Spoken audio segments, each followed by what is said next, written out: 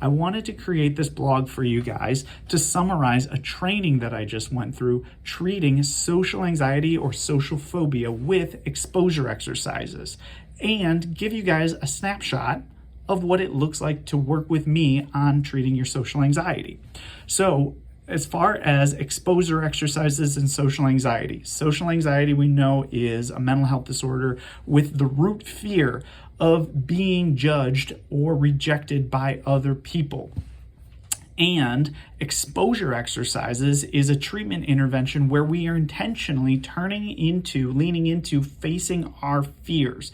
So for treating social phobias with exposure exercises, this is us or me with my clients looking for situations where they feel like there is a high probability of feeling rejected, of getting unwarranted judgy stares or sideways glances or eye rolls or whatever their fear is. So 3 benefits of facing your fears and doing these exposure exercises is that we get to test out new skills. So for my clients, testing out these new skills might mean initiating conversations or practicing ending conversations and politely transitioning away, or practicing what I call social ping pong, which is asking follow-up questions to further the conversation. Other things that we get to work on when we do exposure exercises is we get to disconfirm our fears. So in the training, I laughed out loud when I heard the trainer say that my socially anxious clients are excellent observers and terrible interpreters.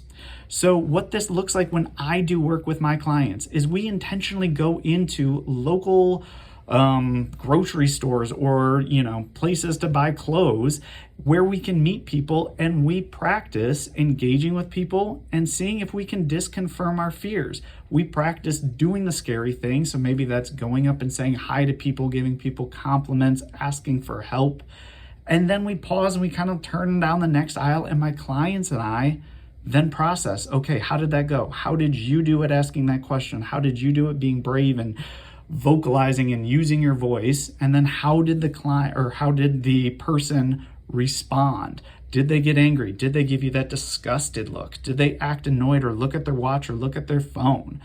And then lastly, the third thing that we get to learn from exposure exercises and social anxiety is that we get to learn that we can tolerate mistakes. We can tolerate uncertainty. We can tolerate awkwardness, right? A lot of my clients will come up to me and say, Drew, I don't know if I should talk to that person. I don't know if they want me to talk to them. And I'll say, I don't either.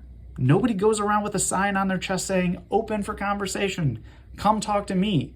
So we have to deal with the uncertainty. We have to lean into it and risk seeing if somebody's open or not, right? And I always say, if they're not, great, respect their boundaries, politely thank them for their time and get out of there. We also get to practice feeling awkward and learning that we can tolerate it. One of the things my clients say is, Drew, how do I avoid those awkward pauses? And I always say, you can't. You got to lean into it. You got to deal with it. You got to accept that sometimes that's just part of the getting to know new people process.